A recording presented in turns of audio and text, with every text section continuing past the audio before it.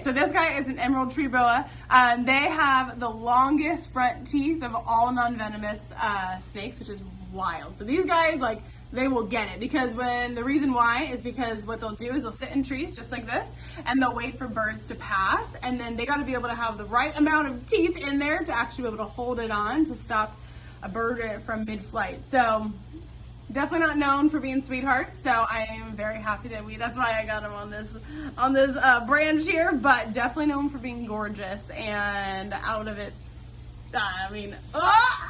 I'll get the cameraman.